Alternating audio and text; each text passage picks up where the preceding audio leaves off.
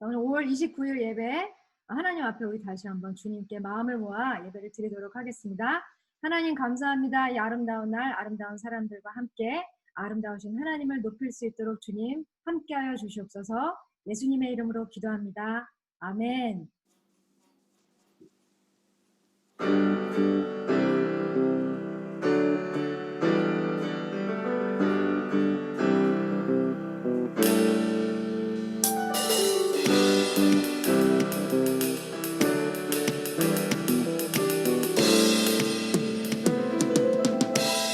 주의 이름 높이며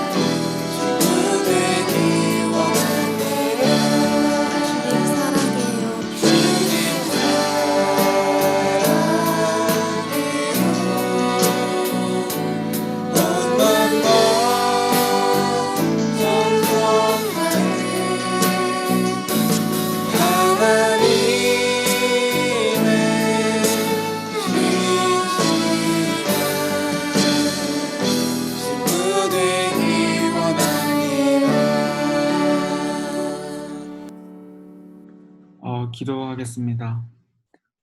하나님 아버지 감사합니다. 오늘도 이렇게 교회에서 예배드리지 못하지만 한 사람 한 사람 불러오셔서 온라인으로 예배드릴 수 있게 해주셔서 감사합니다.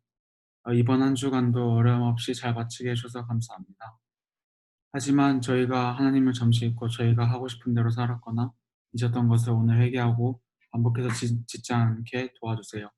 또 지금 코로나로 인해 많은 노동자들과 사람들이 고통받고 있는데 주님의 보혈로 덮어주시고 그들 마음 가운데 찾아가셔서 하나님을 전심으로 믿고 돌아오게 해주세요.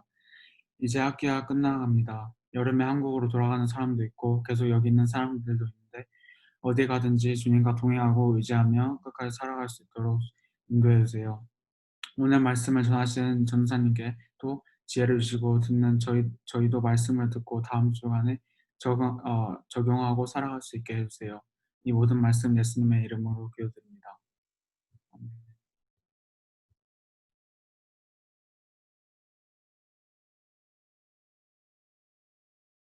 사도신경으로 우리의 신앙을 고백하겠습니다. 나는 전능하신 아버지 하나님, 천지의 창조주를 믿습니다.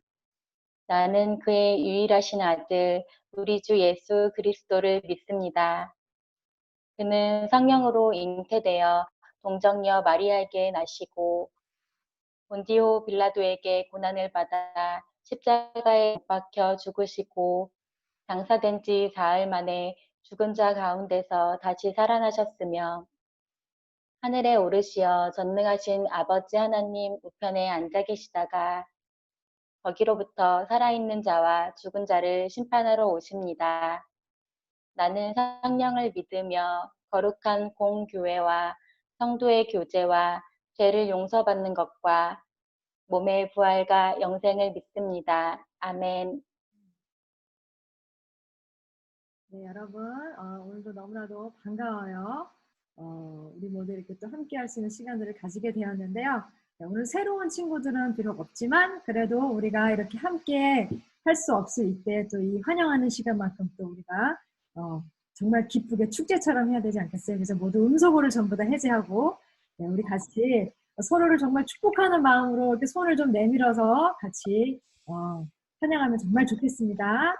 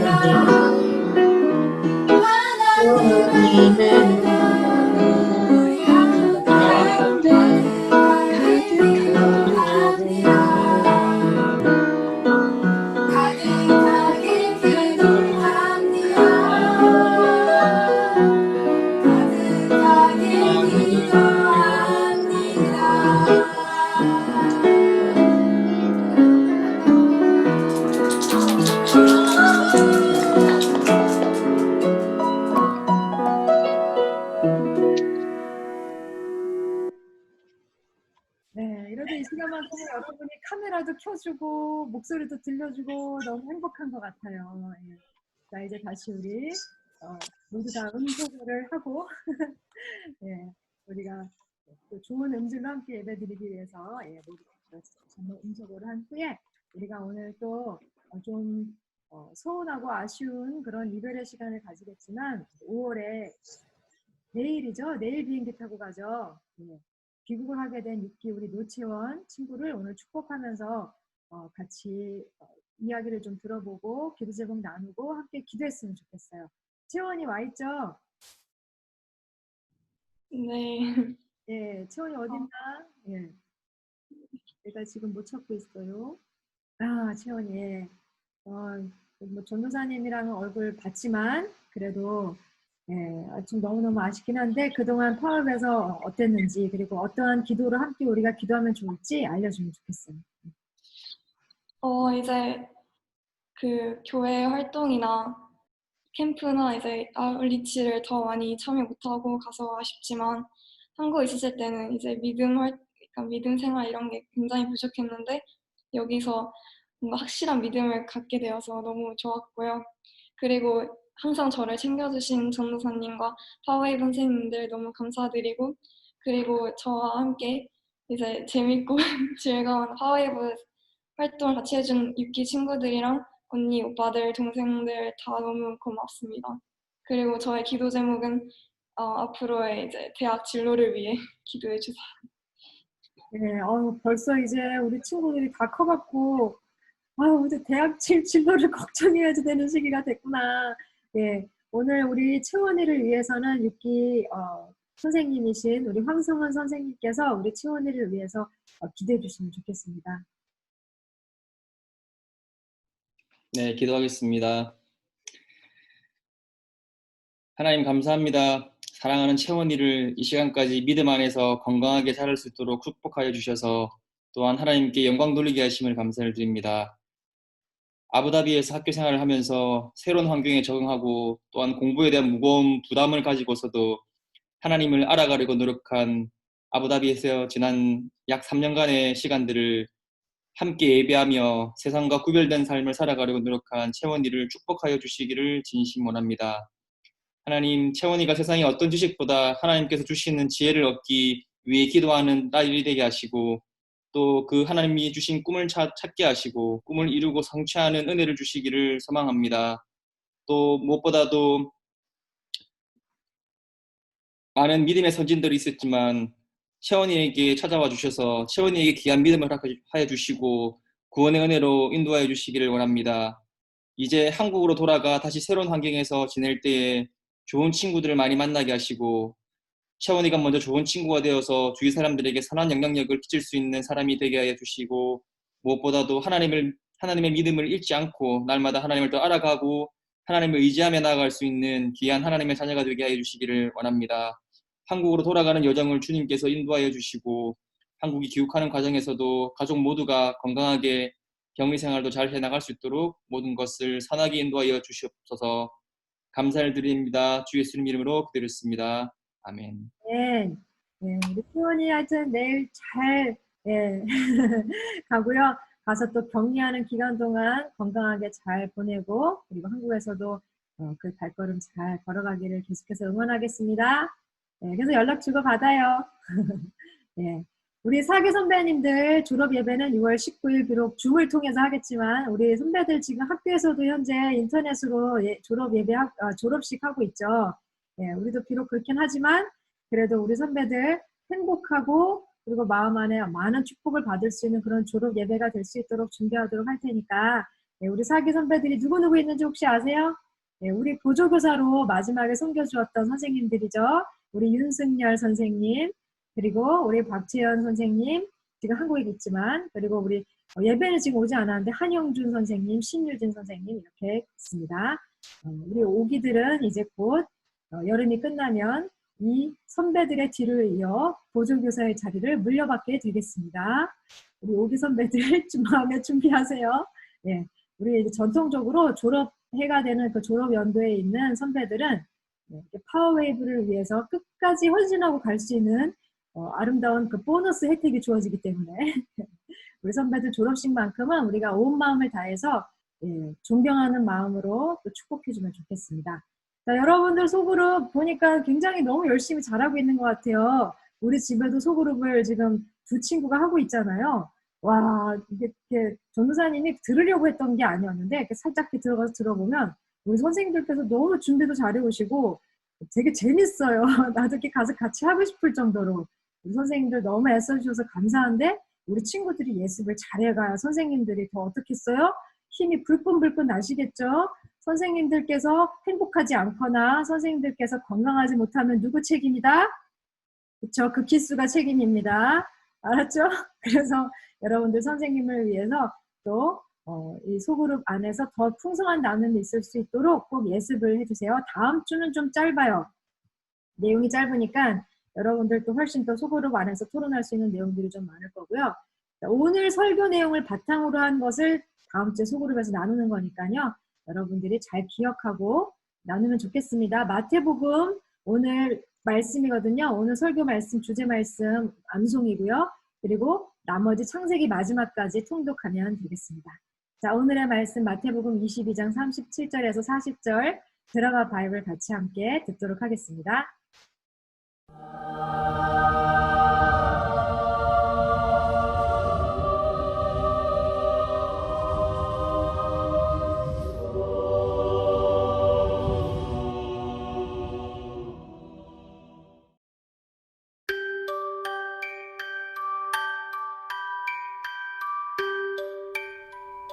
예수께서 대답하셨습니다.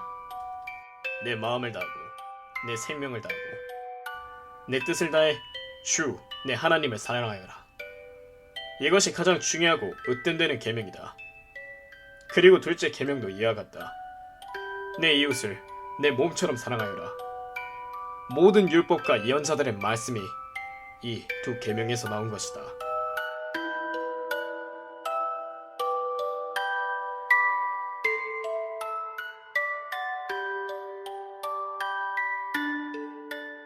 네.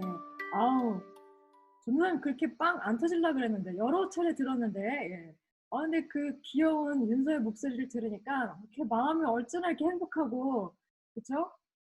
너무너무 고마워요. 항상 이 말씀 봉독하는 시간이 사실은 우리 친구들에게는 다소 좀 딱딱하고 지루한 시간일 수 있는데 우리 윤서 덕분에 하나님의 말씀을 이렇게 행복하고 기쁘게 들을 수 있구나. 이거를 매주마다 경험할 수 있어서 얼마나 좋은지 모르겠어요. 애써준 우리 윤서 너무너무 고마워요. 자, 오늘은 우리가 함께 말씀을 나눌 텐데요. 약속을 거듭 하나님께서 우리에게 하셨으면 오늘 거듭 그것을 이제 어기는 모습들을 오늘 말씀을 통해서 살펴볼 텐데 우리 함께 말씀 나누기 전에 잠시 기도하겠습니다. 하나님, 오늘도 저희들의 생각과 마음의 눈을 열어주셔서 하나님의 말씀을 하나님의 마음으로 하나님의 뜻으로 잘 이해하며 새겨듣도록 해주시고 우리 삶 속에서 하나님의 말씀대로 살아갈 수 있는 힘을 다시 한번 얻을 수 있도록 하나님 도와주세요. 예수님의 이름으로 기도합니다. 아멘. 네, 오늘은 함께 나눌 내용, 약속을 자꾸만 어기는 우리들의 부끄러운 모습이지만 그 모습에 대해서 성경에 기록을 하고 있거든요. 성경에 기록이 되었다는 것은 하나님께서 우리에게 보여주셔야만 하기 때문에 기록이 되어 있던 것 같아요. 자, 그래서 오늘은 이렇게 세 가지를 함께 이야기해 보겠습니다. 첫 번째, 하나님의 약속은 과연 어떤 특징을 가지고 있는지, 그리고 두 번째, 우리의 모습을 보여주는 성경 속 인물들은 누가 있는지, 이 인물들은 물론 좀 다소 바람직하지 못한 그런 모습들로 나타날 수 있을 것 같아요. 자, 세 번째, 그렇다면 우리가 정말 약속을 잘 지킬 수 있는 사람들이 되려면 어떻게 하면 좋을까에 대한 이야기를 좀 나눠보려고 하는데요. 하나님께서 우리와 함께 맺으신 이 약속이라는 것은 우리가 그냥 일반적으로 새끼손가락, 곱게 거울고 꼭 약속해 이런 차원보다는 훨씬 더 예, 뭐라 그러죠? 좀 격식이 있는 계약처럼 우리가 이제 보통 집을 계약하거나 그리고 학교를 들어갈 때도 여러분들이 여러 가지 이제 서명을 하잖아요, 그죠? 그것처럼 굉장히 공식적이면서도 어떤 엄격한 기준에 따른 계약과도 같은 그런 성격의 약속이에요. 그냥 지켜도 그만 안 지켜도 그만 그런 약속이 아니라 자, 그래서 먼저 하나님 약속의 이제 특징 알아보기 전에 성경에서 우리는 지금까지 인류의 역사 속에서 이 세상의 시작과 끝을 보여주고 계신다는 사실을 알았고요. 그리고 모든 것의 주인이 되신 하나님께서 우리를 자녀로 만들어 주셔서 하나님이 얼마나 멋진 약속을 해주셨는지 지난주에 함께 여러 가지 약속의 말씀을 통해서 우리가 살펴보았고요. 그런데도 불구하고 오늘은 왜 사람들이 계속해서 하나님의 이 약속에서부터 돌아서게 됐는지 참 안타까운 마음으로 함께 또 말씀을 보려고 해요. 자, 하나님의 약속이 가지는 특징입니다. 참 이 계약은 원래 공평해야만 하죠. 고대 근동의 계약은 피로 맺어지는 계약이었어요. 한쪽이 어겼을 경우 한쪽이 무조건 뭐 할 수 있는 권리가 있었냐면 그 계약에 따라 요구할 수 있는 생명의 값, 혹은 뭐 그 위에 뭐 다른 재산을 담보로 걸었든 무엇이든지 간에 그 계약을 어겼을 경우에는 그것에 해당하는 어마어마한 책임을 져야지 됐어요. 그런데 예, 여러분들 이 계약을 여러분들이 이제 보면 상당히 구약실 때 이제 하나님께서 맺으신 계약은 하나님 혼자 맺으신 건 아니었거든요. 분명히 그 안에는 인간들하고의 대화가 있었고요. 그 대화 속에서 사람들이 생각했을 때 우와, 이 계약은 정말 우리한테 유리하네. 그래서 하나님 이렇게 딱 그래 이제 앞으로 우리 이렇게 약속을 맺자라고 했을 때 무조건 오케이였어요. 왜냐하면 인간들 편에서는 손해볼 게 없는 굉장히 좋은 계약의 조건이었기 때문에. 자, 그래서 하나님 약속이 가지는 특징은 이렇게 표면적으로 봤을 때 굉장히 불공평해요. 왜냐하면 그냥 하나님이 다 주시는 거거든요. 이 세상도 하나님의 것. 그런데 우리한테 주겠다. 그러니 이 안에서 복을 누리면서 계속해서 대대손손 살아라. 그죠? 그걸 우리에게 약속으로 주시면 우리는 뭐예요? 싫은데요? 내가 왜요? 이렇게 하면 약속을 거부할 수도 사실은 있는데 인간의 입장에서는 어땠어요? 좋다 좋아. 그래서 아담과 하와도 좋습니다. 생육하고 번성하고 땅에 충만하면서 잘 살게요. 그렇게 해서 하나님께 예스 했어요. 자, 그런데 또 문제는 뭐냐면 어겼을 경우에는 그 계약의 조건에 따라서 반드시 그 어긴 사람이 책임을 져야만 했는데 참 이거 아담과 하와가 선악과를 먹었음에도 불구하고 바로 죽었어야 했거든요. 사실은 원래 그 계약의 조건이라면 다른 거 다 먹어도 되지만 저거 먹으면 너 정말 죽게 돼. 그러면 죽었어야 됐는데 그 자리에서 하나님은 바로 죽지 않고 오히려 어떠한 하나님은 새로운 다시 다른 약속을 시작하셨냐면 하나님께서 이 땅에 오셔서 인간이 전부 다 해결할 수 없는 그 계약을 이행하지 못한 그 책임을 하나님이 지시는 것으로 다시 약속을 하셨죠. 자, 그리고 어떠한 상황에서도 이 계약은 절대로 폐기되지 않도록 계속해서 유지되도록 그래서 하나님께서 처음에 인간과 맺었던 그 계약의 조건 안에서 그것을 어겼을 경우에는 반드시 죽는다. 그랬는데 그 죽음에 대한 그 책임은 하나님이 대신 짐으로써 그 계약의 조건을 이행하셨고 그리고 그 계약 안에 우리 인간을 생육하고 번성하고 충만하고 그리고 축복받을 수 있는 존재로 그 계약서 안에 적혀있는 그 내용이 계속해서 유지될 수 있도록 하나님은 지금까지도 그 계약을 꼭 붙잡고 계시는 거죠. 자, 그래서 사실은 이 계약은 하나님 편에서는 굉장히 불공평한 계약이지만 우리 모두를 봤을 때는 굉장히 행복한 계약인 거죠. 자, 그래서 우리 인간들은 결국 이 과정을 통해서 하나님께서 우리에게 다 주신다고 하셨는데요. 하나님, 우리의 면류관을 하나님께 드리겠습니다. 요한계시록에 그러한 장면이 나오죠. 하나님이 우리에게 다 주셨는데요. 하나님, 우리는 하나님으로 충분해요. 우리는 이 모든 것을 다시 하나님께 다 드리겠습니다. 너무나 아름답죠? 하나님은 다 주시겠다고 계약서에 사인을 해서 우리한테 주셨는데 우리 인간은 하나님의 이제 그 사랑을 비로소 깨달아서 우리가 그것을 어겼을 때 책임을 우리가 직접 지지는 못했지만 하나님이 자, 이제 내가 다 책임졌으니 이 계약서대로 너희들 다 이제 가져가거라. 그랬는데 이제 우리는 어떠한 모습으로 이제 변화되고 있는 거예요? 하나님, 필요 없습니다. 하나님께 다시 다 돌려드리겠습니다. 그럼 또 하나님은 어떻게 하시겠어요? 아니야. 이건 다 니네들 거야. 다시 줄게. 그럼 우리는 어떻게 하겠어요? 아닙니다, 하나님. 이건 하나님의 것입니다. 다시 돌려드립니다. 이게 나중에 우리가 하나님 나라에서 영원히 하게 될 행동입니다. 하나님이 자, 가져가거라. 아닙니다. 하나님 받으세요. 가져가라. 받으세요. 하루 종일 그것만 하고 있을 거예요. 기대되지 않아요? 그죠? 너무 생각만 해도 너무나 아름답겠죠. 서로 욕심내지 않고 그죠? 서로 주고자 하는 이 계약의 끝은 그렇습니다. 자, 그리고 하나님이 그 모든 책임을 다시 한번 지시고 난 이후에 이 계약서의 내용이 완전히 다 사라지지 않는다고 했잖아요. 그것으로 인해서 우리는 그 계약을 다시 이행할 수 있는 그런 기회를 얻게 되었어요.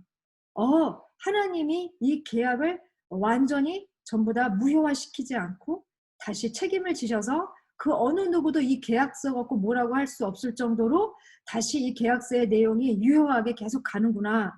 그래, 그렇다면 나는 처음에 하나님이 함께 인류가 맺었던 그 계약의 조건을 하나님, 그러면 저희가 이 조상님들의 대를 이어서 이 계약의 내용을 이행하도록 하겠습니다. 우리에게 그런 기회가 생겼다는 거고요. 그리고 더 중요한 것은 그런데 만약에 이 계약서의 내용을 옛날 우리 조상들처럼 나도 하나님 이렇게 하나님이 어마어마하게 하나님이 생명을 주셔서 이 계약의 내용들을 다 책임을 지셨는데 제가 그것을 잘 지키지 못하면 어떻게 하죠? 걱정할 필요가 없게 되었다는 거죠. 왜냐하면 이제 성령님께서 우리 안에 사시면서 우리에게 보증이 되시는 거예요. 그래서 우리가 그것을 계속해서 유지할 수 있는 능력을 하나님이 주신다는 거죠. 결국은 뭐예요? 하나님의 이 계약은 영원히 지켜질 수밖에 없는, 완성될 수밖에 없는 것으로 이제 우리에게 주어졌다는 거죠. 자, 그런데 이 성경 속의 인물들을 보면 여러분들 굉장히 가끔씩 어머 왜 이럴까? 도대체 왜 이런 행동을 했지? 하고 이해가 안 될 수도 있어요. 근데 성경에 나와 있는 그 여러 많은 이 성경 속의 인물들은 사실은 지금 온 인류, 지금 우리 여러 모습을 갖고 있잖아요. 우리 파워웨이브에도, 이 파워웨이브 안에도 친구들 각자의 모습, 기질들, 성향들, 좋아하는 취향들 이런 게 다 다르잖아요. 그것처럼 성경에 나와 있는 많은 사람들은 이 전 인류에 존재하고 있는 여러 인간 군상들을 대표한다고 보면 돼요. 모든 종류의 인간들이 그 안에 다 들어가 있어요. 그래서 그 중에 어느 누군가의 실수는 마치 내가 저지르는 실수와 굉장히 비슷할 수도 있는 거예요. 그래서 여러분들이 성경에서 보면 마냥 비판만 할 수는 없을 수도 있어요. 어떤 사람들은 실수할 때 여러분들 막 다윗이 실수하거나 이럴 때 이렇게 공감이 되는 부분도 있지 않았어요? 어떤 왕들이 무슨 하나님의 말씀을 어기고 무슨 좀 악행을 저질렀을 때 왜 저런 짓을 저지르지 하면서도 내 안에도 좀 저런 좀 잔인한 면이 혹시 있었나? 그러면서 또 생각하게 해보게 된다는 거죠. 그래서 우리가 성경 속에 있는 인물들을 한번 잘 관찰하게 되면 그러한 모습들을 거울로 비춰보면서 우리가 또 조심할 수 있는 나를 다시 돌아볼 수 있는 그런 성찰의 기회가 되기도 해요. 자, 아담과 하와를 한번 볼게요. 어떤 사람들은 이 아담과 하와를 아주 이 아담과 하와 때문에 우리가 지금 이렇게 계속 고생하는 거 아니야 이렇게 얘기하는데 아담과 하와는 그 시대를 대표하는 인간 군상이지만 사실은 전 인류를 대표하는 인간일 수도 있죠. 여러분들이 그 상황에 빠져있을 때 이러한 유혹에 넘어가지 않을까? 하나님이 한번 생각해 보라는 거죠. 자, 하나님은 약속하셨어요. 이렇게 번성하고 정복하고 다스릴 수 있도록 축복하는 약속. 하나님 일방적인 하나님의 복 주시는 약속. 자, 그러면서 뭐라고 말씀하셨냐면 다 먹어. 다. 뭐든지 다 먹어. 그런데 저 동산 중앙에 있는 저 선악과를 먹으면 너희들한테는 굉장히 도움이 안 돼. 너희들을 죽게 만들게 될 거야. 자, 이거는 하나님이 항상 우리에게 계명 말씀을 주실 때에는 하나님 좋으라고 주시는 게 아니었어요. 빨간 불일 때는 건너가지 말거라 이렇게 가르쳐주는 이유는 뭐예요? 빨간 불일 때 안 건너가야 그 법을 만든 사람이 돈을 벌기 때문인가요? 아니에요. 빨간 불일 때 정지하지 않고 건너가게 되면 차가 지나갔을 때 우리의 생명이 위험하기 때문이죠. 마찬가지로 하나님께서 우리에게 무언가를 말씀해 주셨을 때 하지 말라, 하라 라고 이야기하셨을 때에는 우리에게 유익할 수 있도록 마치 부모님이 자식들을 기르실 때 야, 너 그거 이거 하면 안 돼. 지지야 지지. 애기들은 지지인지 모르잖아요. 계속 이렇게 입에다 가져가죠. 여러분 다 어렸을 때 했어요 그거. 근데 지금 애기들이 지지를 막 입에다가 그냥 주워 먹는 거 보면 어떻게 생각해요 여러분? 어잉그 저거 아직까지 저거 사리분별도 못하고 말이야. 뭐 땅바닥에 떨어진 걸 그걸 주워 먹나? 그렇게 하면서 쯧쯧쯧쯧 하죠. 여러분들 딱 그렇게 컸어요. 그죠? 근데 누구 덕분에 이렇게 건강하게 지금 자라고 있는 거요? 옆에서 얼른 뛰어와서 아이고 지지 해줬던 엄마와 아빠가 계시기 때문이죠. 근데 그때 애기들은 어떻게 해요? 지지 그러면 자기 하고 싶은 것도 못하게 했다고 막 하고 또 때를 쓰죠. 그죠? 그거 먹겠다고 땅바닥에 떨어진 거. 그죠? 좋지 않기 때문에 부모님들 이렇게 말씀하시는 것처럼 하나님께서도 인간을 억지로 시험하기 위해서 선악과를 거기다 두고 먹지 마라 이렇게 이야기하신 건 아니에요. 왜냐하면 성경을 쭉 이렇게 살펴보면 하나님의 궁극적인 인간 완성, 그러니까 참다운 하나님 형상의 회복의 가장 큰 그 마지막 목표는 선과 악을 분별하는 것에 있거든요. 히브리서에 나와요. 단단한 식물을 먹어서 선과 악을 분별할 수 있게 너희들이 이제는 분별해야지 될 텐데 라는 표현을 쓰거든요. 히브리서를 쓴 기자가.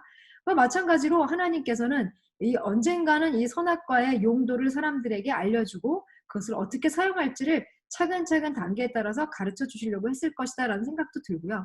그리고 인간이 선악과를 볼 때마다 하나님을 생각할 수 있는 그런 역할들도 했죠. 하나님이 그거 하나 말씀하셨어요. 여러 가지 조건 중에. 근데 인간은 어떻게 행동했냐면 이상하게 왜 그 주변에 다른 건 많은데 왜 하필이면 그게 그렇게 탐스러워 보였는지. 그죠?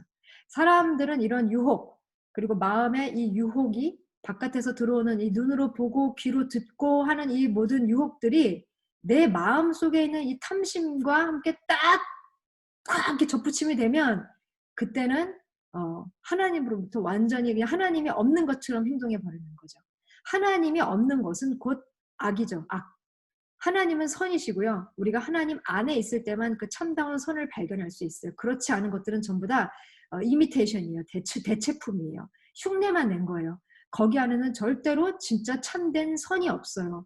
참된 생명이 없어요. 그럴듯하게 포장이 돼 있을 뿐이지. 결국은 먹었죠. 그거 안 먹어도 충분히 배부르고 충분한데 더 탐을 냈어요. 그런데 하나님 어떤 일 하셨는 줄 알아요? 물론 하나님께서는 몇 가지 제한을 두기 시작하셨어요. 인간들을 에덴 동산에서 나가게 하시기도 했고, 그리고 평생 동안 수고해서 땅을 일궈야만 했고, 여자들은 해산하는 어떤 그런 고통, 그쵸? 아이를 낳을 때 그런 고통을 갖기도 했어요. 하지만 하나님은 거기서 바로 인간들의 그 목숨을 앗아가지 않으시고, 대신 이때 창조했던 하나님의 여러 창조물 중에서 가죽이 있을 만한 동물의 피를 대신하셨어요. 그러니까 이때 이미 벌써 사람을 대신한 피 흘림이 있었다라는 걸 알 수 있어요. 가죽 옷을 만들어 입히려면 동물들을 어쨌든 동물들의 생명을 거둬야 되잖아요. 그래서 그 동물을 피를 대신해서 인간에게 가죽 옷을 입혔다라는 것은 이제 우리의 죄 때문에 누군가는 생명을 대신해야만 한다라는 것을 보여주었고요. 하나님께서 결국 그걸 나중에 하셨다라는 것을 알 수 있죠. 가죽 옷을 입혀서 보내셨어요. 부끄러워하는 인간을 꾸짖지 않고 나무라지 않고 그 인간의 육체를 가릴 수 있도록 하나님이 배려해 주셨다는 걸 알 수 있어요. 자, 그 다음 그림을 보면 좀 예측이 되나요? 자, 그 다음 아담과 하와 1세대 이제 지나고 2세대 이제 가인의 시기가 돌아왔어요. 이 가인은 어떠한 짓을 저질렀죠? 동생 아벨을 죽이고 말았죠. 무엇 때문에요? 질투심 때문에. 그렇죠? 사랑을 충분히 받았던 그런 존재임에도 불구하고 동생의 예배를 하나님이 받으신다는 이유로 왜 그 예배를 자기 예배를 받지 않으셨는지에 대해서는 자기 자신을 돌아보거나 성찰하지 못하고 동생 탓을 하면서 저 사랑받는 저 동생이 제거가 되어야 내가 모든 사랑을 독차지할 수 있겠구나. 그런 좀 터무니없는 생각을 한 거예요. 자, 하나님께서 굉장히 신기해요. 아담과 하와를 에덴 동산에서 내보내신 후에 이제 아담과 하와가 가인을 낳게 되는데요. 그때 어떻게 하와가 이야기를 하냐면 여호와의 도우심으로 내가 아들을 얻었다 이렇게 표현을 해요. 그러니까 해산의 고통이 있었지만 하나님께서는 하와를 옆에서 끝까지 붙들어 주셔서 아들을 잘 순산할 수 있도록 하나님께서 함께 하셨다는 사실을 성경에서 우리가 발견할 수 있고요. 그리고 하나님께서 이 가인의 마음 안에 굉장히 화가 나는 마음을 하나님이 읽으셨어요. 그래서 가인에게 가셔서 하나님이 말을 거셨죠. 너 왜 화났어? 너 왜 고개를 이렇게 딱 떨구고 있어? 왜 나를 똑바로 바라보고 왜 대화를 못해? 너 만약에 네가 옳다고 여겼다면 내 앞에서 떳떳하게 당당하게 나를 이렇게 쳐다보고 이야기를 할 거 아니야. 근데 너 왜 이렇게 나를 쳐다보지 못하지? 너 보니까 너를 자꾸 유혹하는 네 마음 안에 나쁜 생각을 불어넣는 죄가 네 앞에 이렇게 도사리고 있구나. 너는 죄를 지배해야 해. 라고 하나님께서 말씀해 주셨어요. 만약에 가인이 이 하나님의 말씀대로 그 죄를 지배했다면 하나님께서는 다른 방식으로 또 가인에게 얼마든지 아름다운 그 복을 허락하셨을 것 같은데 가인은 어떻게 행동해요? 그 말을 듣고 자기 자신을 돌아보지 않았어요. 그리고 어떻게 했어요? 몰래 들판으로 동생을 나와서 야 나와 그러면서 동생을 죽이고 말았어요. 참 하나님이 이 얘기를 안 했으면 몰라. 근데 하나님이 이야기하고 바로 그 대화가 끝나자마자 이러한 행동을 했어요. 그리고 나서 하나님이 너 어떻게 동생한테 그렇게 할 수가 있어? 동생이 지금 죽어서 그 땅에서 그 피가 나를 향해서 지금 계속해서 소리치고 있어. 너 나한테 숨기려고 해도 그 소리가 계속 나한테 계속 들려. 그랬더니 이 가인이 뭐라 그러냐면 아무 소리 못하죠. 그러니까 하나님이 그러면서 가인에게 너 어떡하니? 너 이 죄값을 어떻게 치를래? 그랬더니 가인이 뭐라고 얘기해요? 저 너무너무 큰 죄를 졌어요. 그래서 나 무서워요. 이렇게 얘기를 해요. 나 잘못했어요. 저 이 땅에서 나를 쫓아내실 때 내가 이렇게 여기저기 떠돌아다니다가 저를 만나는 사람들이 전부 다 나를 죽일까 봐 너 무서워요. 이렇게 얘기를 해요. 근데 하나님이 그거 되고 아이고 이제 후회해봤자 소용없어. 이렇게 얘기 안 하셨어요. 뭐라 그러셨냐면 그렇지 않을 것이다. 누구든 너에게 너를 죽이려고 하는 사람이 있다면 7배로 복수를 당하게 될 것이다. 이게 뭐냐면 내가 너를 끝까지 지켜줄 거니까 걱정하지 마라. 그런 얘기죠. 그리고 가인에게 한 증표를 주셔서 누구를 만나든 그가 가인을 죽일 수는 없게끔 하나님이 이렇게 표까지 주셨다. 이렇게 되어 있어요. 하나님 참 대단하지 않으세요? 그죠? 하지 마. 그랬는데 했어요. 그러고 나서 잘못했어요. 이렇게 얘기했는데 하나님이 안 돼. 그래도 맴매 해야지. 이렇게 안 하시고 그래. 내가 그래도 끝까지 너를 지키고 보호는 해줄게. 그렇게 말씀하셨다는 거죠. 자, 그 다음에 이제 우리가 한창 지금 신명기 보고 있죠. 출애굽한 이스라엘 사람들의 이야기입니다. 하나님께서 십계명 이제 모세가 시내산에 올라가서 그 오랜 시간 동안 40일 정도 했었죠. 그죠? 십계명을 또 돌판에 새겼어요. 그래서 하나님이 그 말씀을 약속의 말씀을 이제 이스라엘 백성들에게 주기 위해서 친히 새겨서 이제 모세가 그걸 들고 내려와요. 그래서 영원한 징표가 될 것이다.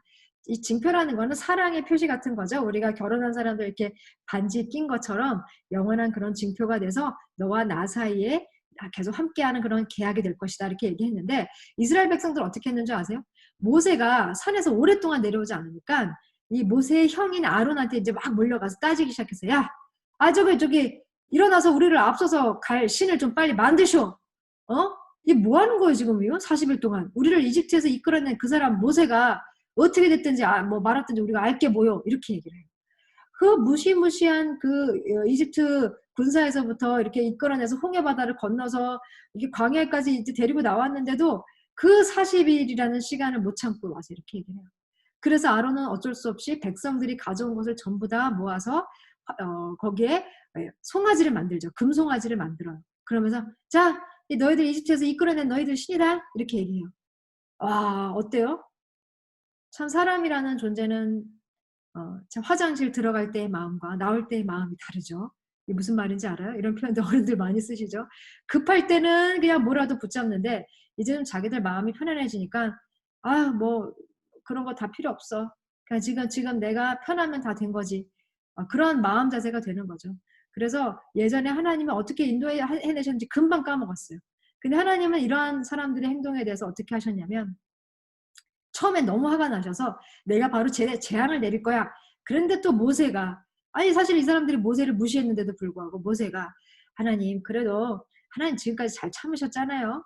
하나님은 또 모세의 그 말을 또 좋아하셨어요. 그래서 마음을 누그러뜨리고 재앙을 내리려던 마음을 접으시고 이제 다시 약속을 그대로 하나님이 이행하세요. 자, 약속한 그 맹세한 그 땅으로 그럼 지금부터 올라가거라. 하나님이 이렇게 행동하셨고요. 그 다음에 또 누가 있냐면 가나안 정탐꾼들이 있었어요. 자, 가나안 정탐꾼들은 이제 그 약속의 땅으로 들어가기 전에 스파이 12명을 보내죠. 각 지파마다 한 명씩 뽑아서 그 사람들이 들어가서 그 땅을 이렇게 살펴보고 난 후에 와서 백성들에게 보고를 했어요. 2명은 하나님께서 우리에게 그 땅을 주셨으니 우리가 충분히 그곳에 가서 하나님의 그 땅에서 살아갈 수 있습니다. 이렇게 얘기했지만 나머지 10명은 그렇게 이야기하지 않았죠. 자, 하나님은 분명히 얘기하셨어요. 내가 너희들 거기에 들어갈 수 있게 내가 계속 인도할게. 너희들 이끌어줄게. 보호해줄게. 하지만 이 정탐꾼이 와서 뭐라고 얘기하냐면 거기 가면 안 돼요. 하나님은 주시겠다고 약속했는데 거기 가면 안 돼요. 이렇게 얘기를 해요. 주겠다고 하는데도 우리보다 훨씬 더 강해요. 그 좋지 못한 이야기를 했어요. 그리고 이스라엘 백성들이 그 이야기를 듣고 모세한테 와서 또 불평을 해요. 아니 우리가 이집트에서 죽었거나 이 광에서 죽었더라면 좋았을 텐데 어떻게 그 땅에 우리 데리고 들어가려고 그러냐? 우리 다 들어가서 죽으란 말이냐? 이러면서 또 불평을 해요. 참 신기하죠? 그죠? 하나님이 이렇게 다 채워주시고 인도하시고 다 보여주시고 했는데도 또 그새 불평을 해요. 하나님은 이 이스라엘 백성들을 향해서 내가 일단 그들은 용서하겠다 하지만 뭐예요? 이집트와 광야에서 보인 그 여러 가지 표적을 보고도 나를 믿지 않고 불순종하고, 그리고 뭐라고 얘기하냐면 10번이나 하나님을 시험했대요. 어휴, 누가 하나님을 시험을 해요? 야, 대단한 것 같아요. 이스라엘 백성들도 보통이 아닌 것 같아요. 내가 봤을 때는. 그죠? 어마어마해요. 자, 10번이나 나를 시험했기 때문에 내가 이들을 지금 당장 뭐 멸망시키거나 내가 뭐 다른 민족을 선택하거나 이러지는 않겠지만, 미안하게도 그 땅에 들어갈 자격은 없을 것 같다. 왜? 본인들이 안 들어가겠다고 했잖아요, 일단. 그죠? 자, 하지만 갈렙과 이제 여호수아만 그 정탐에서 하나님의 그 뜻을 이해했던 사람들이었거든요. 갈렙은 다른 마음만 가짐을 갖고 나를 온전히 따랐으니 그가 가보았던 그 땅으로 내가 그를 들여보내고 자손들이 그 땅을 상속할 수 있도록 하겠다. 하나님은 그래서 2세대들한테는 책임을 묻지 않고, 그 조상들은 못 들어갔지만 2세대들, 그죠? 2세대들은 전부 다 약속의 땅으로 들어갈 수 있도록 하나님이 허락을 하셨어요. 자, 그리고 사울 왕입니다. 여러분들 참 안타까운 인물 중에 한 명이기도 해요. 하나님께서 베냐민 지파에서 이 사울 왕을 세우셨죠. 사무엘이 사울을 쳐다보자 여호와께서 이 사람이 바로 내가 선택한 왕이다. 그가 백성을 다스릴 것이다. 라고 사울의 그 인생 가운데 하나님께서 약속해 주셨어요. 자, 그런데 이 사울은 계속해서 자신의 자리를 지키기 위한 자기만의 인간적인 방법을 계속 고수를 해요. 하나님이 왕이 되겠다. 그러면 끝까지 왕이 되는 거잖아요. 다윗도 그것을 깨닫고 자기에게 하나님이 그 다음에 왕이 될 수 있는 자질을 주었다라는 사실을 알았음에도 불구하고 자기 손으로 한 번도 사울을 죽이려고 했던 적이 없어요. 왜냐하면 하나님이 세운 그 왕은 하나님께서 끝까지 왕으로 하나님이 세운 이상 그건 하나님의 손에 달려있다라는 것을 다윗은 이해했기 때문인데, 사울은 그걸 몰랐던 것 같아요. 정작 본인은. 그래서 뭐라고 하냐면, 사울이 하나님의 그 음성을 기다리지 않고 자기 마음대로 이렇게 전투에 나갈 준비와 함께 막 제사를 자기 마음대로 드렸어요. 그렇게 해서는 안 되는데 사무엘을 못 기다리고. 근데 사무엘이 와갖고, 그리고 이제 전투 후에 그 모든 하나님이 그 전리품 이런 거 가져오지 말고 전부 다 소멸해버리라고 했거든요. 다 없애버려라. 그 어떠한 것도 가져와서는 안 된다. 그런데 거기에는 그 아간 왕도 살려서 데려오고, 전리품도 막 이렇게 보이고, 눈에 이게 왔을 때 실한 거, 좋은 거, 보석들, 그 다음에 이제 가축들, 이런 거는 전부 다 처리하지 않고 그냥 가지고 와버렸어요. 그래서 사무엘이 와서 사울한테 얘기해요. 아니, 그거 하나님 하지 말라고 그랬는데 왜 했어요? 그랬더니 사울이 처음에는 딱 잡았대요. 안 했는데요? 나 하나님 말씀대로 했는데요? 순종했는데요? 그래요. 아니, 그럼 저기 보이는 저 양떼랑 소랑 이건 저기 있는 저 왕은 안 죽이고 왜 데리고 왔어요? 저 내 눈에 다 보이는데? 그랬더니 사울이 그제서야 제가 죄를 지었어요. 이렇게 얘기해요. 아우, 어떻게 너무 비굴한 것 같아. 그쵸? 그래도 어떻게 하겠어요? 그죠? 자기가 이제 잘못한 게 또 발각이 되니까 내가 잘못했어요. 이렇게 얘기를 해요. 내가 하나님의 명령과 당신의 지시를 어겼네요. 그러면서 누구 핑계를 대요? 아, 이거 정말 이러한 지도자들 정말 조심해야 됩니다. 자기가 책임지고 보호하고 이끌어야 될 백성들 핑계를 대고 있죠. 모세는 자기의 백성들이 잘못을 저질렀을 때 하나님한테 가서 대신 하나님 용서해 주세요 이렇게 구했던 사람인데, 사울은 자기 백성을 팔고 있죠. 저 백성들이 나를 잘못하면은 좀 내가 왕이지만 나를 몰아낼 것 같고 되게 무서워서 그 사람 말대로 했어요. 그들 말대로 따랐어요. 또 이렇게 핑계를 대죠. 절대로 이래서는 안 됩니다. 여러분들 나중에 혹시 어느 그 지도자의 자리에 올라가게 되면 여러분들 수하에 있는 부하 직원들이라든지, 그쵸? 아무리 괘씸하고 아무리 못된 짓을 저질러도 여러분들은 끝까지 품어주고, 그죠? 그리고 절대로 핑계대면 안 됩니다. 네. 그 핑계 댔어요, 사울이. 그러면서 자기가 죄를 지었다라고 얘기하는데 뭐라고 얘기하는 줄 알아요? 사무엘한테 이렇게 하나님한테 이야기해달라 그래요. 근데요, 내 백성 장로들과 이스라엘 앞에서 내 체면 좀 세워주세요. 이렇게 얘기해요. 그 앞에서 나를 꾸짖거나 내가 잘못했다고 좀 하지는 마세요. 다윗하고 완전히 다르죠, 태도가. 다윗은 자기의 잘못을 지적하러 온 선지자 나단에게 아이고 내가 잘못했네, 밧세바랑 동침했을 때 아이고 내가 잘못했네, 그리고 백성들 앞에서 죄를 뒤집어 쓰고 자기가 무슨 나쁜 짓을 했는지 그냥 아주 그냥 매스컴에 다 알리는 것처럼 다 알리면서 굉장히 고통스러워하고 아파했어요. 예. 그걸 부끄러워하지 않았어요. 그게 좀 약간 다윗과 사울의 차이인 것 같아요. 다윗은 자신의 부끄러운 어떤 그런 모습들이 드러났을 때 그것을 인정하고 정직하게 하나님 앞에서, 그리고 백성들 앞에서도 체면 이런 거 없었죠. 바지가 벗겨지는지도 모르고 춤을 췄잖아요. 그래서 다윗처럼 춤을 추면서 여기 이제 바지가 벗겨지는 줄도 모르고 추는 춤을 의미합니다. 여러분 그 정도로 하나님 앞에서 춤을 출 수 있어요. 체면이 어디 있어요? 근데 사울은 자 봐요. 핑계대고요. 처음에 거짓말했고요. 핑계댔고요. 체면 세워달라고 그러고. 하나님은 어떻게 하셨냐면 이제 왕을 세울 때는 겉모습이나 키를 보아서는 안 되겠다. 겉모습이 아닌 마음의 중심을 봐야지 되겠구나 라고 이제 하나님은 말씀하시기 시작하시고요. 실제로 그렇게 사람들을 세우십니다. 자, 이제 그러면 이제 우리가 생각해 봐야 되겠죠. 여러 가지 이제 인간들의 많은 그런 실수와 실패들, 우리가 그런 모습들은 보았지만, 이거 보면서, 그러니까 나도 안 될 것 같아요. 내가 어떻게 저 사람들보다 더 나을 수 있겠어요? 라고 얘기하지만, 걱정하지 마세요. 우리에게는 우리라고 다를 수 없을 수도 있지만, 지금 그렇다고 또 잠깐 또 잘할 수도 있지만, 이걸 제가 커서 어른이 돼서도 계속 잘할 수 있을까요? 걱정할 수도 있어요. 자, 그리고 이 세상에 누가 이 하나님의 계약을 완전히 계속해서 만족시킬 수 있을까 고민할 수 있을 것 같아요. 하나님은 우리의 이러한 고민들을 잘 알고 계시죠. 그래서 하나님께서는 어떻게 하셨죠? 우리 스스로 절대로 할 수 없는 그것을 할 수 있도록 하나님이 길을 열어주셨다는 거죠.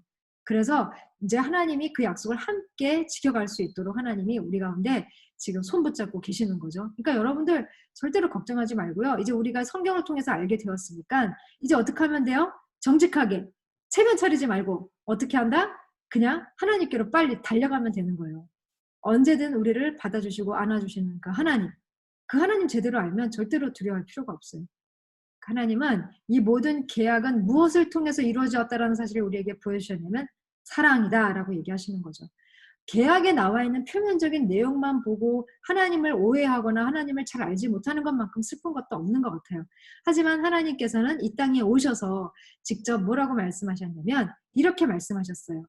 자, 우리 한번 읽어볼까요? 시작! 예수께서 대답하셨습니다.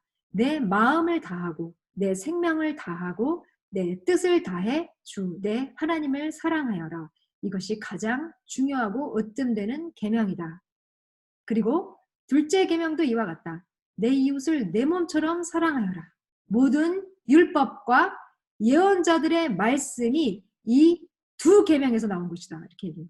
그러니까 예수님이 이 계명을 계속해서 오랜 세월 동안 보면서 지켜왔던 이스라엘 사람들이 이 계명에 참된 그 백그라운드, 그 반석이 뭔지를 이해를 못하니까 이제 예수님이 와서 우리한테 그냥 얘기해 주신 거예요.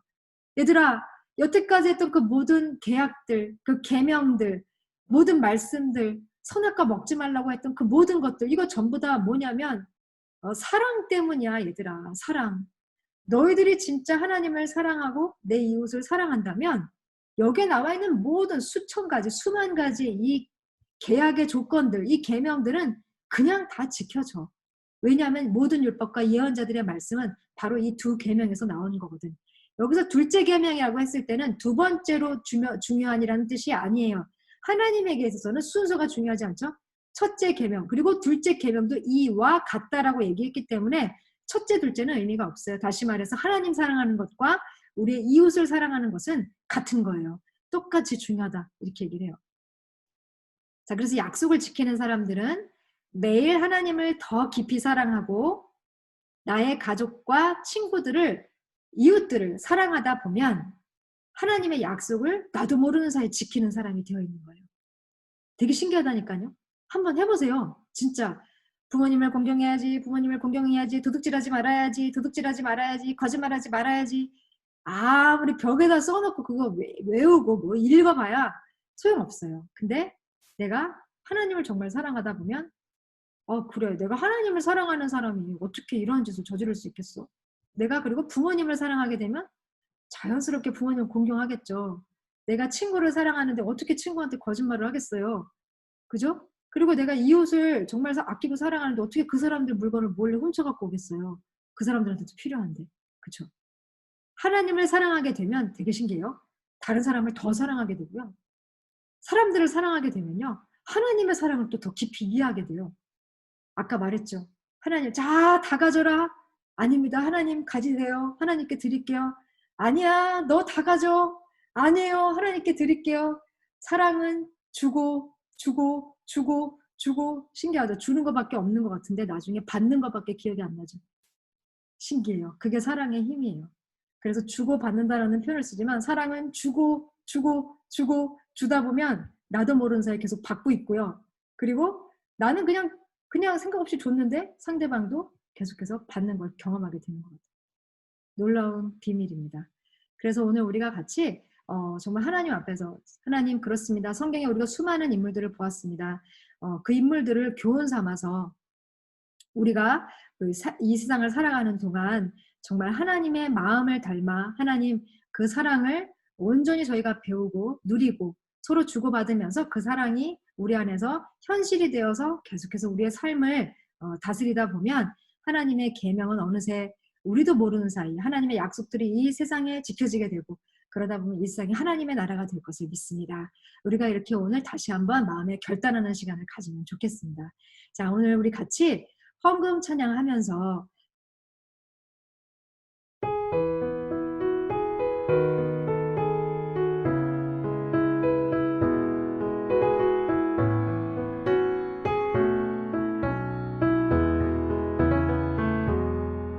주 선한 능력으로 안으시네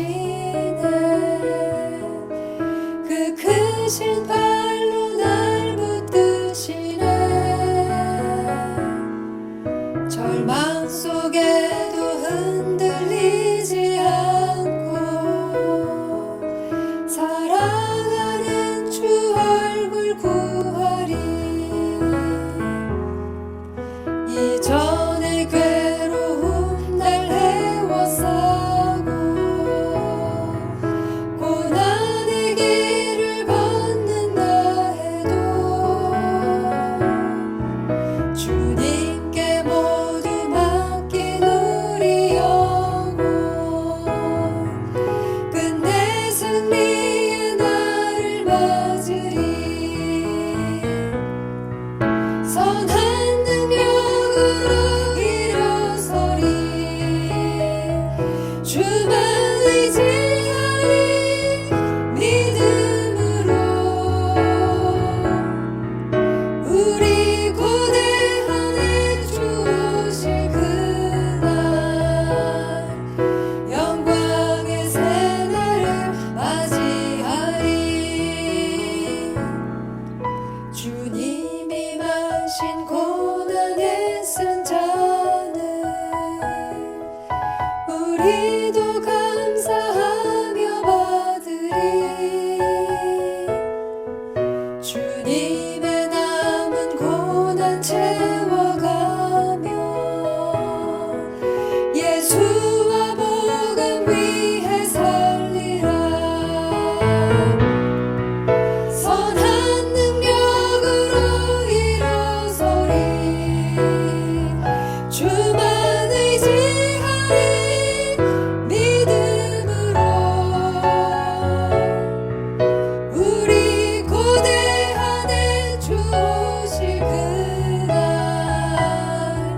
승리의 새날을 맞이하리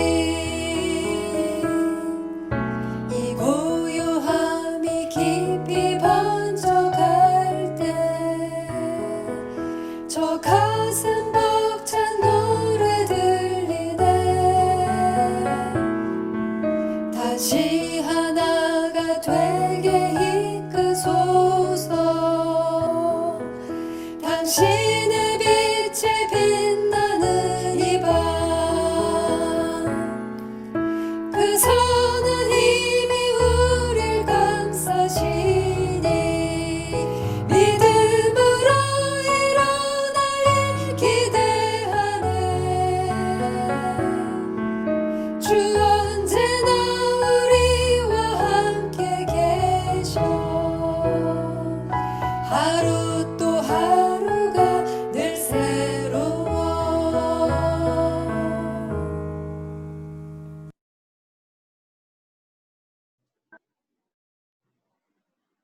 사랑의 하나님, 하나님의 약속은 복을 주시고 행복한 삶을 살아가도록 영원한 계약을 주시고자 성령님을 보내주시는 좋으신 하나님을 알게 해주시니 감사합니다. 오늘 우리에게 가르쳐 주시고 알려주신 성경 속의 인물들을 통하여서 하나님의 약속을 지켜나가도록 믿음을 주시고 예배자의 삶을 되게 하여 주시니 감사합니다. 우리에게 크신 은혜와 사랑을 깨닫게 하신 하나님께 감사하며 우리 주위의 어려운 이웃을 돌아보고 우리가 할 수 있는 것이 무엇인지 생각하고 하나님께서 가르쳐 주신 사랑과 재능을 어려운 이웃을 위해 나누는 삶이 되게 하여 주시옵소서. 이 시간 드려지는 우리의 작은 정성이 복음의 통로가 되게 하시고 네이버 캠프 안에 있는 형제 자매들에게 힘이 되고 위로가 될 수 있도록 돕는 마음을 주시옵소서. 또한 하나님 나라를 위해 열방 가운데 복음을 전하는 선교사님들에게 물질로 인해 어려움 겪지 않도록 도와주시고 건강과 안전으로부터 지켜주시옵소서. 우리의 사랑이 열방 가운데 흘러 넘쳐나길 기도합니다. 오늘 또 우리에게 귀한 사랑을 깨닫게 해주시는 예수님의 이름으로 기도드립니다. 아멘.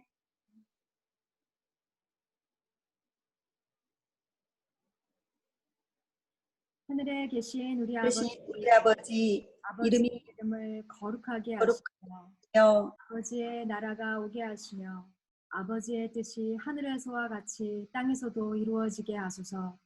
오늘 우리에게 일용할 양식을 주시고 우리가 우리에게 잘못한 사람을 용서하여 준 것 같이 우리 죄를 용서하여 주시고 우리를 시험에 빠지지 않게 하시고 악에서 구하소서. 나라와 권능과 영광이 영원히 아버지의 것입니다. 아멘. 네. 오늘도 우리 예배 함께 해준 친구들 너무너무 고맙고요. 그리고 오늘 끝나기 전에 한 가지 해야 될 게 있습니다. 자, 뭘 할 거냐면요.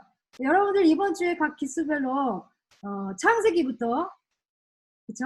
에스더까지 순서대로 아마 성경 목록표 이제 아마 외웠을 거예요. 자, 다 켜고요. 자, 비디오 켜고. 자, 몇 개부터 할까? 예. 형님들부터 먼저 해야지. 자, 5기. 자, 5기들 다, 자, 비디오랑, 그 다음에 뭐죠? 예. 켜세요, 빨리. 스피커. 음성어 해제하고 이제 켜보세요. 숙제 검사하도록 하겠습니다. 자, 가끔씩 전도사님이 암송한 말씀이나 이거 다 이제 검사할 거예요. 자, 선배들 준비됐나요? 창세기부터. 선배들 왜 이렇게 안 보여? 5기, 예, 승희 와 있고요. 그리고 소영이 와 있고, 김진유. 그 다음에 저 네. 마이크가 안 켜지긴 하는데요. 지금 켜졌어요. 소리 잘 들리네요. 예. 마이크가 아니라 그 카메라네, 카메라. 박윤서 친구는 어디 있죠? 예. 지금부터 이제 동시에 같이 합니다. 준비 창세기부터 보고 읽지 말고 내가 카메라를 이렇게 켜지 않는다고 그래서 치팅하지 않도록 우리가 주일에 말씀을 함께 나눈 사람들입니다. 그렇죠? 자, 준비 5기 시작.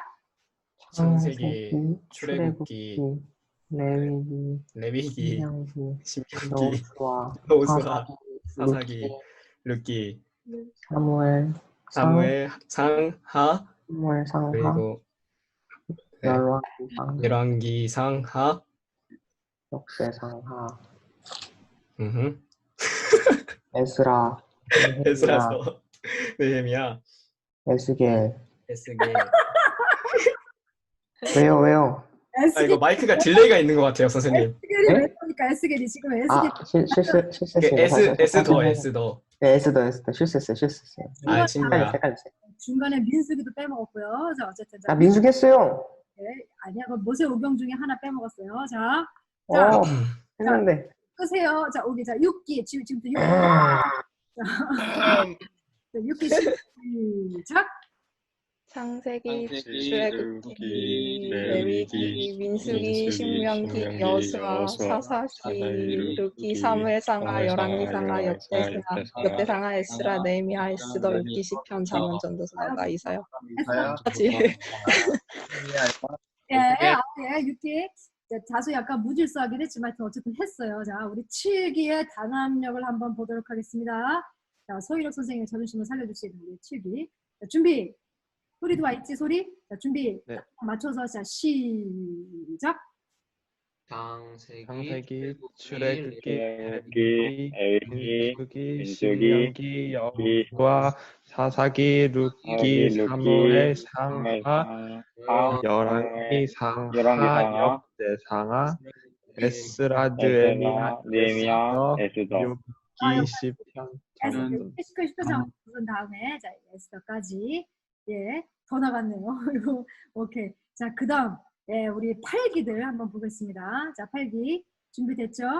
자, 아우, 이 서희록 선생님이 노래 불러야지라고 얘기하는 7기들은 다음에 노래를 한번 불러야 되겠습니다. 자, 8기 준비 시작.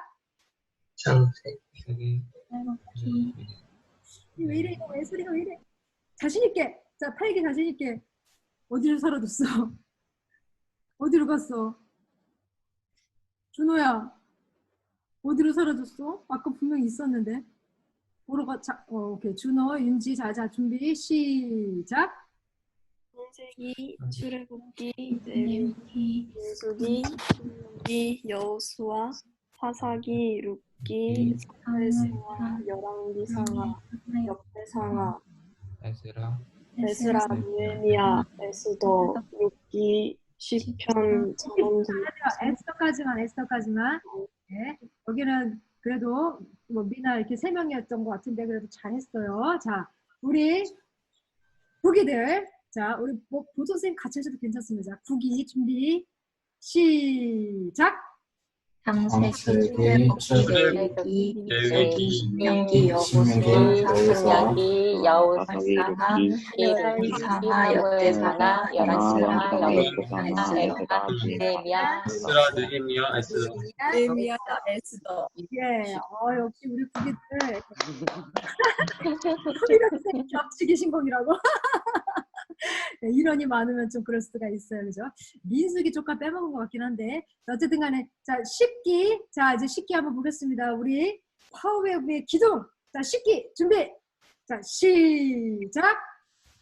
창세기, 출애굽기, 레위기, 신명기, 여호수아, 사사기, 룻기, 사무엘상하, 열왕기상하, 역대상하, 에스라, 느헤미야, 에스더. 네. 인원이 가장 많은데도 불구하고 그래도 가장 소리가 깔끔하게 잘 들렸네요. 어쨌든 여러분 잘했습니다.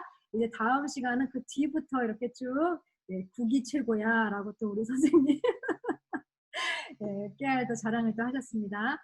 네. 나머지 이제 뒤에 또 구약 나머지 부분까지 열심히 여러분들 잘 외워보면 좋겠습니다. 이번 한 주도 여러분들 건강하게 잘 보내길 바라겠고 이제 6월이 성큼 다가오면서 좀 많이 더워졌네요. 네, 건강 잘 지키길 바라겠고 한국에 가 있는 친구들 한국에서 자가격리 기간 잘 건강하게 보내고 그리고 한국에서도 멋지게 잘 생활하고 나중에 반갑게 다시 만나면 좋겠어요. 자, 아이고 어린 동생들이 잘했어요. 네, 우리 정승현 선생님 또 여기서 또 잘 들으니 나는 질 수 없다. 네, 우리 선생님들이 또 기수 자랑하시느라고 네. 좋겠어요. 그쵸? 사랑 많이 받아서 여러분들. 자, 건강하게 잘 지내길 바라겠습니다. 여러분 안녕. 네, 식기는 항상 잘해왔어요. 그래요. 안녕, 반가웠어요. 사랑해요. 네,